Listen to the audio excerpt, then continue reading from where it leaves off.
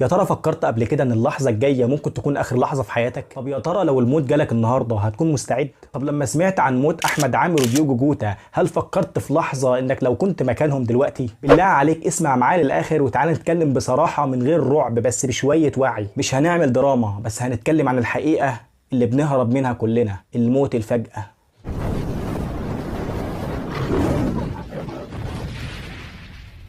اكيد كلنا في الكام ساعه اللي فاتوا دول تابعنا وسمعنا عن موت المطرب احمد عامر واللاعب البرتغالي ديوجو جوتا لاعب ليفربول. لكن السؤال دلوقتي، هل فينا حد فكر ولو للحظه لو كان مكان واحد فيهم دلوقتي، هل حد فينا فكر في موت الفجأة ولا كلنا بنتهرب منه؟ خلينا نبدا كلامنا كده بسؤال، يعني ايه موت الفجأة؟ موت الفجأة باختصار كده هو ان الانسان يموت بدون اي مقدمات، موت من غير مرض، موت من غير وداع، موت من غير حتى فرصه تقول للي حواليك سامحوني. تبقى واقف سليم وفجأة تقع، تبقى نايم وفجأة ما تقومش، تبقى بتضحك دلوقتي وتدفن بعد شوية. موت الفجأة اللي النبي صلى الله عليه وسلم قال عنه إن من أمارات الساعة أن يرى موت الفجأة. موت الفجأة اللي ما بيفرقش بين صغير وكبير. دي الحقيقة، محدش قال إن الموت بيختار الكبار. النهاردة في شباب كتير بيموتوا قبل الكبار، شباب بتجري في الجيم، شباب بتضحك على التيك توك، شباب بتنزل تتفسح وفجأة فلان مات. طب ازاي؟ ده لسه كان معايا، ده لسه كان بيضحك. طب ليه؟ ده لسه صغير. ما هي الحقيقة الكبيرة اللي محدش واخد باله منها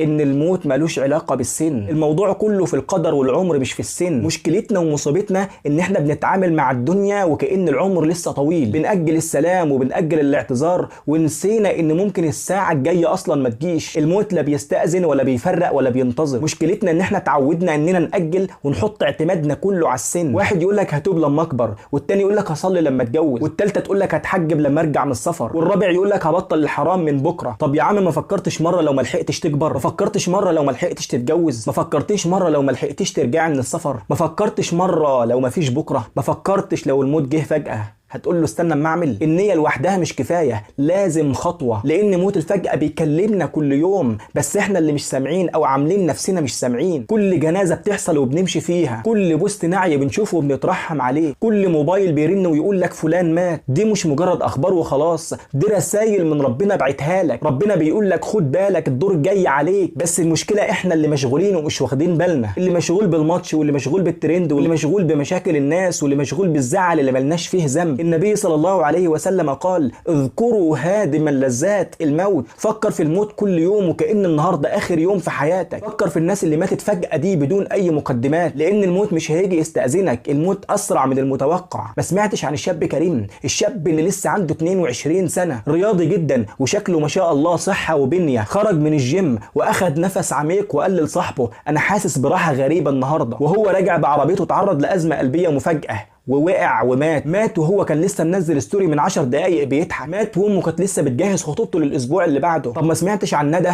البنت اللي لسه في اعدادي 14 سنه، كانت بتذاكر مع امها، ضحكت شويه، اشتكت من صداع، دخلت تنام وقالت هصحى بعد ساعه اكمل مذاكره. بعد ساعه امها دخلت تصحيها لكن ندى ما قامتش، ماتت بسكته دماغيه ومحدش فاهم ازاي. ولسه من كام ساعه فاتت بس اللاعب ديوجو جوتا، شاب لسه في عز شبابه، لاعب محبوب ووسيم ورياضي، لسه 28 سنة، نجم في ليفربول ونجم في منتخب بلاده وجايب بطولات ومعاه فلوس تكفيه وتكفينا، ولسه من كام يوم متجوز حب عمره، كل الناس بتحبه وفجأة كل ده راح في لحظة من غير انذار. الموت قال كلمته واحنا لسه مش مصدقين. وقبله بكام ساعة المطرب احمد عامر، الشاب الوسيم المشهور المحبوب، الشاب اللي لسه في الثلاثينات من عمره، الشاب اللي لسه كان من كام يوم بيغني وبيضحك، في ثانية تعب فجأة ومات برضه فجأة. تخيل في خلال 24 ساعة بس لاعب كورة صحته زي الفل ومطرب بينور الدنيا، الاتنين ماتوا في عز شبابهم من غير انذار ومن غير وداع. لان الموت ما بيستأذنش، مفيش صحة بتطول العمر، ولا شهرة بتحجز لك تذكرة للخلود، ولا ضحكة بتأخر النهاية. الدنيا دي ماشية بحسابات ربنا مش بحساباتنا. الصحة، الشهرة، النجاح، ولا حاجة فيهم هتضمن لك بكرة. في ثانية الملاعب سكتت والصوت اختفى، ناس كانت لسه بتضحك امبارح النهاردة تحت التراب، ناس ماتوا وسابوا وراهم سؤال بيوجع، هو انا جاهز لو اسمي اتقال دلوقتي؟ والله يا صديقي الدنيا مش دايمة، عيشها بحساب واشتغل لآخرتك، خلي ليك رصيد عند ربنا، ده الأمان الوحيد اللي باقي. اللي حصل مع أحمد عامر وديوجو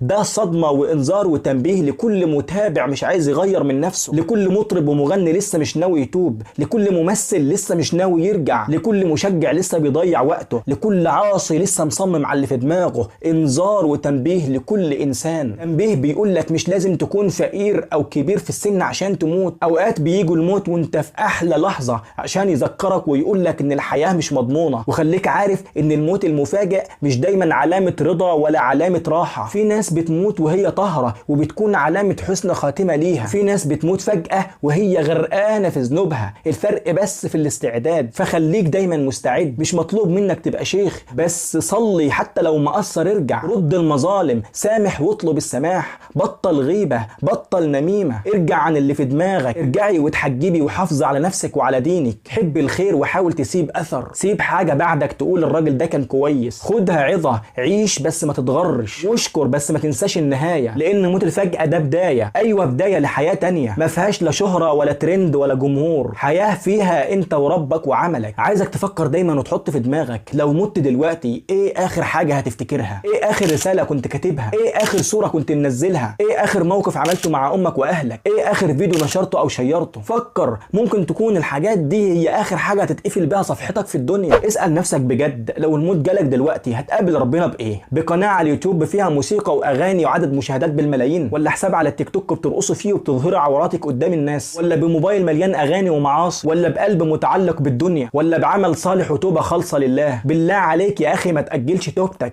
امسح ذنوبك قبل ما اسمك يتمسح من الدنيا، امسح سيئاتك الجارية لانها مش بتنتهي بموتك طول ما الناس شايفاها، طهر قلبك قبل ما يقف فجأة، ارجع دلوقتي وتوب توبة نصوحة دلوقتي حالا قبل ما يتقال عنك مات فلان. ربنا قال حتى اذا جاء احدهم الموت قال رب ارجعون، ليه؟ لعلي اعمل صالحا فيما تركت. اسمع، كلا، لا ما عادش فيه فرص، ما عادش فيه رجوع تاني. وخلي بالك موت الفجأة مش بعيد، وكمان الجنة مش بعيدة ولا النار بعيدة، فلو عشت مستعد مش هتخاف تموت وهتعيش مرتاح. الموضوع مش رعب والله، ده تنبيه ليك وليا، ومش تهويل، ده تحويل. ايوه تحويل لطريقة تفكيرنا، اننا نصحى نرجع نستعد. وخليك عارف ان الموت مش لازم يسبقه مرض، احيانا بيسبقه ضحكة او صورة او وعد اننا نكمل بكرة. فقبل ما نقول نكمل بكرة خلينا نرجع لربنا ونسيب اثر يشفع لينا بعدنا.